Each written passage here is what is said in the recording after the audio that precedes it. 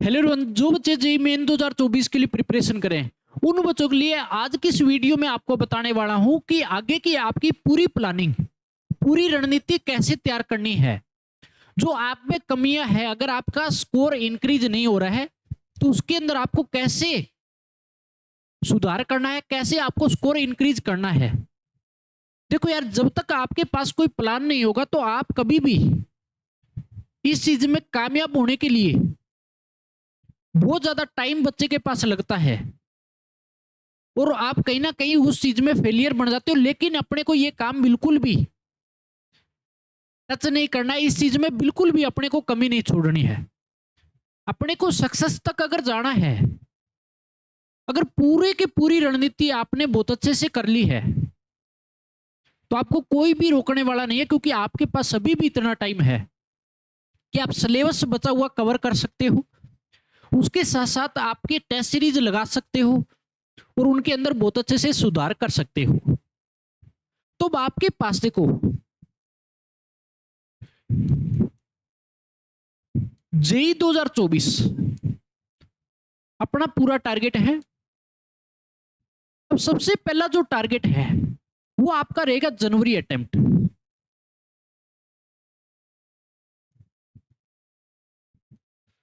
अब जनवरी अटेम्प्ट के अंदर अब इस टाइम पे 3 टाइप से बच्चे बैठे हैं जो तैयारी कर रहे हैं, लेकिन सिलेबस उनका अलग अलग तरीकों से चल रहा है। सबसे पहले अगर बात करता हूं, सबसे पहले जिस बच्चे का सिलेबस, सबसे पहले बात आता है कि जिस बच्चे का सिलेबस 80 से 90%, 80 to 90% कवर हो चुका है, जिस बच्चे ने +1 बहुत अच्छे से कर ली हो, साथ के साथ कर चुका हो, और जो बच्चा +2 पे लगा पड़ा है, जो बच्चा पेयरिंग है, देखो उसका क्या पता कि 2 चैप्टर या 3 चैप्टर पढ़े हो अभी तक। जो बच्चा ड्रॉप कर रहा है उस बच्चे के लिए तो देखो +2 लगभग बच्चा कवर कर चुका होता है, बहुत अच्छे से करता है ये बोर्ड के अंदर बच्चा। लेकिन उसकी कमी +1 रह जाती है, तो उसको भी आपको दूर करना है। तो एक एवरेज की अगर बात करें तो आपका 80 से 90% सिलेबस जिस बच्चे ने कवर कर लिया है। दूसरे टाइप का जो बच्चा है, जिस बच्चे ने 60 से 70% सिलेबस कवर कर रखा हो, और एक वो बच्चा वो सिर्फ 50% तक पहुंचा है। तीनों सब्जेक्टों में बात कर रहा हूं, ठीक है। अब देखो यार, जिस बच्चे ने 80 से 90% के बीच में सिलेबस कवर कर लिया हो, उस बच्चे को सबसे पहली चीज, अब देखो यार, आपको टेस्ट शुरू कर देने हैं, शुरू कर दिया तो बहुत अच्छी बात है। हो सकता है बच्चा वीक में 1 टेस्ट दे रहा हो सकता है 2 दे रहा हो। अब आपको नंबर ऑफ टेस्ट जो है वो इंक्रीज करने हैं। कहने का मतलब वीक के अंदर कम से कम 2 टेस्ट पर वीक के हिसाब से आपको देने ही देने हैं।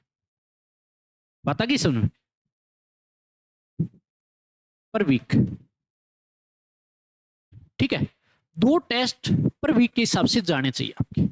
अब दूसरी चीज, आपके पास 2 टेस्ट के आपको सॉल्यूशन करने हैं, उनके अंदर आपको कमियां देखनी है और उन टॉपिक को आपको कवर करना है। कहने का मतलब अब आपके पास जो टाइम बचा हुआ है वो एक्यूरेसी का, प्लस आपको स्पीड पे पूरा ध्यान देना है। इन दोनों चीज पे ये बनाना है, साथ के साथ जो बचा हुआ सिलेबस है वो कवर करते रहिएगा।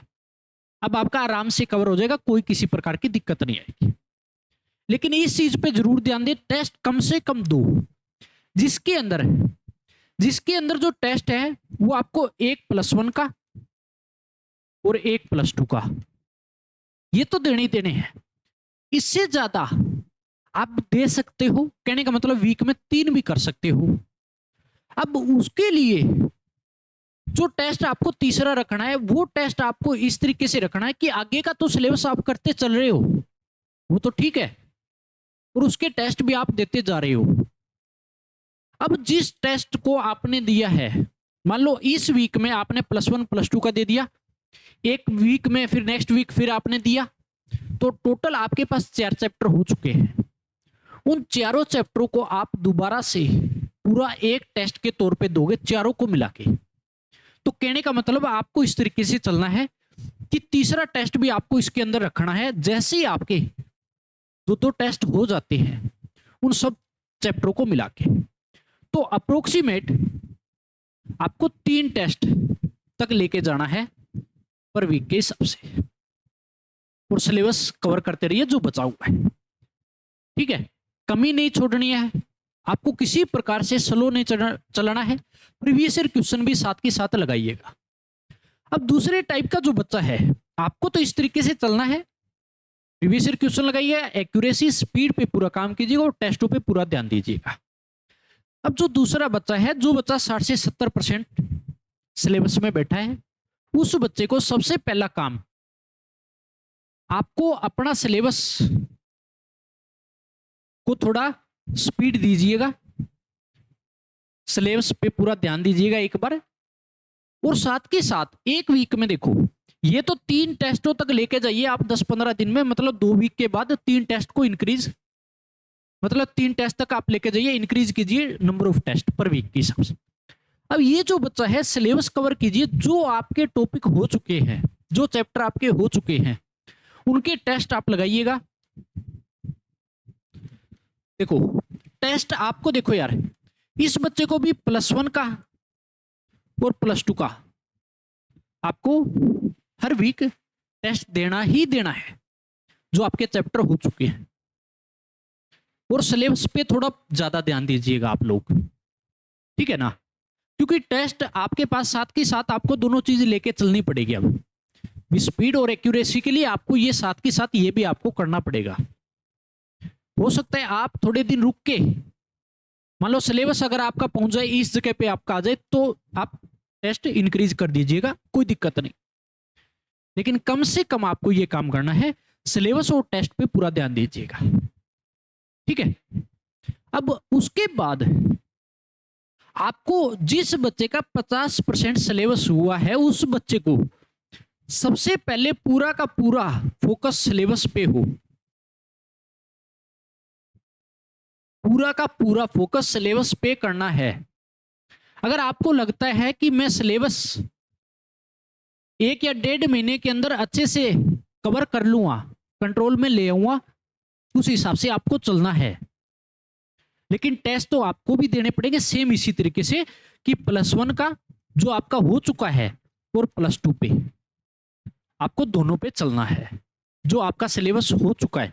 लेकिन स्पीड आप सिलेबस को पूरा का पूरा एक स्पीड के साथ बढ़ाइएगा, लेकिन एक्यूरेसी उसमें होनी चाहिए आपके सिलेबस में। ठीक है, तो आपका पहला जो काम है वो सिलेबस का है, क्योंकि जब तक सिलेबस ही नहीं कवर कर पाओगे आप लोग, तो कैसे आप टेस्ट दे पाओगे, कैसे आप अपना स्कोर बढ़ा पाओगे। तो सबसे पहली चीज आपको करनी है कि सिलेबस पूरा कवर कीजिएगा। चाहे आप अभी से आज से सारी रणनीति तैयार करे हो, कोई दिक्कत नहीं है, अभी भी आपके पास टाइम है। देखो यार, कंपटीशन में हर बच्चे का अलग अलग एक दिमाग आपको नेचुरली दिया होता है। उस चीज पे देखो, कोई बच्चा हो सकता है बहुत जल्द कवर कर ले चीजों को, हो सकता है किसी बच्चे को 2-3 बार पढ़ने के बावजूद कोई टॉपिक समझ में आता हो। तो इस चीज में आपको आपका जो नेचुरली बिहेव है, आपका जैसे आप चलते हो, जिस स्पीड से आपको पढ़ने की आदत है, उसी स्पीड से आप चलिएगा, लेकिन सिलेबस पे पूरा फोकस आपको करना पड़ेगा। अब ये पूरा काम होने के बावजूद आपको अपने शॉर्ट नोट साथ के साथ बना के रखने हैं, क्योंकि जब शॉर्ट नोट्स की अगर बात आती है ना, तो रिवीजन जब करते हो तो आपके लिए बड़ा काम आता है फॉर्मूले पढ़ने के लिए, लेकिन खुद के होने चाहिए। ऐसे नहीं कि आपने प्रिंट निकलवाया, किसी और के उठा के ले आए, आपके पास PDF है, उससे आपका काम नहीं, खुद की चीजें लिखिएगा, ताकि आपकी एक बार प्रैक्टिस भी होगी। जब आप लिखोगे तो आपके लिए वहां पर भी बेनिफिट मिलता है, बिल्कुल बेनिफिट मिलेगा। तो शॉर्ट नोट्स पे ध्यान दीजिएगा। उसके साथ साथ जो इंपॉर्टेंट चैप्टर है, जिस बच्चे का सिलेबस कम हुआ है, वो पूरा का पूरा फोकस कीजिए उन चैप्टरों पे 100%। तीनों सब्जेक्टों में फिजिक्स, केमिस्ट्री और मैथमेटिक्स, जो कि मैंने आपके लिए एक वीडियो भी बना रखी है, आप उस पर भी पूरा का पूरा ध्यान दीजिएगा। कई बार क्या होता है कि आपके सामने 60% सिलेबस से आप बहुत अच्छे परसेंटाइल तक पहुंच जाते हो, बहुत अच्छे परसेंटाइल, लेकिन वो जो चैप्टर है जिनसे हर साल क्वेश्चन आते हैं उन पे फोकस करना होता है, ऐसे नहीं अपनी मर्जी से। तो आपकी रणनीति भी ऐसी होनी चाहिए कि आपके लिए बिल्कुल 100% आपको कामयाब बनाए। अब बच्चा क्या, देखो यार, पढ़ते तो सभी है, कई बार बच्चा दिन रात पढ़ता है फिर भी नंबर नहीं आते, ये भी होता है बच्चों के साथ, लेकिन उसकी कहीं ना कहीं कमियां है।